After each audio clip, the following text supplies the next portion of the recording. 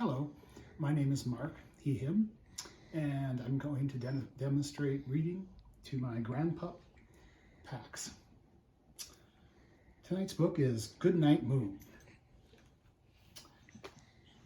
In the great green room, there was a telephone and a red balloon and a picture of the cow jumping over the moon.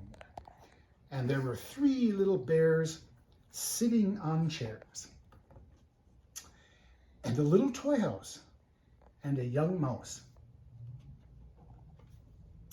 and a comb, and a brush, and a bowl full of mush, which you might eat, and a quiet old lady who is whispering, hush. See the quiet old lady? Goodnight, moon. Goodnight, cow jumping over the moon. Goodnight, bears. Goodnight, chairs. Goodnight, kittens. And goodnight, mittens. See? There's his bedroom. Goodnight, little house.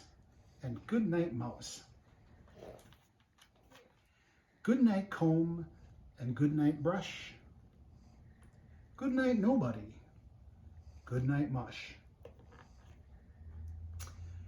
And good night to the old lady whispering hush. Good night, stars. Good night, air. Good night, noises everywhere. This is the end. Good night, moon. How'd you like that, Paxi? So, Mark, how did it feel actually reading that story to a dog? The dog might not have understood much, but it was fun. It's fun to read out loud. I'm sorry, I'm cracking up. The cat turned around for a second. Some of the things that we'll ask the students would be, what are some of your experiences reading stories in the past? Well, I really enjoyed, growing up, reading a series called A to Z Encyclopedias. I gained a wealth of knowledge, and it was fun. The pictures were great. And that's really one thing to think about too, is that myself, I preferred a lot of picture books, and even with our own kids, there was a difference between facts and there's a difference between pictures. I'm not sure what Pax's preference would be. Maybe that the preference would be treats too. Did you like reading out loud or not when you were younger, in class or with other people? I did like my mother or sister reading out loud to me. Okay. And later on, I would read out loud to practice phonetics and reading words. Well, you did become an English major, right? Indeed, I did. And I became a speech major who didn't always know how to pronounce those words. But I did love reading the books out loud. I loved reading competency, and I don't think that's always the case. Some people might be really nervous or scared about reading out loud.